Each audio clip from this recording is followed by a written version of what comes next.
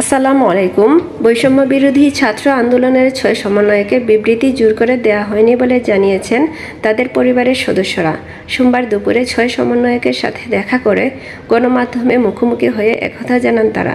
এর আগে রোববার রাতে ঢাকা মহানগর গোয়েন্দা শাখার হেফাজত থেকেই সব ধরনের কর্মসূচি প্রত্যাহারের ঘোষণা দেন বৈষম্য বিরোধী ছাত্র আন্দোলনের ৬ সমন্বয়ক।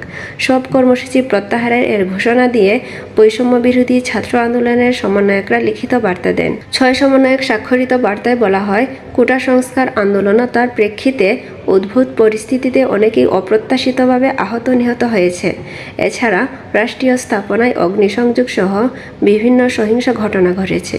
আমরা এ সকল অনাকাঙ্ক্ষিত ঘটনার তীব্র নিন্দা জানাই এবং সুষ্ঠু তদন্ত সাপেক্ষে দ্রুত বিচারের দাবি জানাই। তারা আরও বলেন, আমাদের প্রধান দাবি ছিল কোটার যৌক্তিক সংস্কার, যা ইতিমধ্যে সরকার পূরণ করেছে। এখন শিক্ষার সুষ্ঠু পরিবেশ নিশ্চিত করার লক্ষ্যে দ্রুত শিক্ষা প্রতিষ্ঠান খুলে দেওয়ার জন্য সরকারের প্রতি জোর আহ্বান জানাই।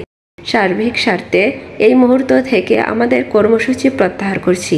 লিখিত বার্তায় স্বাক্ষর করেন আন্দোলনের সমন্বয়ক মোহাম্মদ নাহিদ ইসলাম, সার্জিস আলম, হাসনাত আবদুল্লাহ, মোহাম্মদ আবু বাকের, আসিফ মাহমুদ ও নুসরাত তাবাসসুম। ডিএমপির অতিরিক্ত কমিশনার হারুনুর রশিদ বলেছেন, নিরাপত্তা দিতেই নাহিদ, সার্জিস, আসিফ, হাসনাত আবদুল্লাহ সহ কোটা আন্দোলনের ৫ সমন্বয়কারীকে ডিবি হেফাজতে নেওয়া হয়েছে।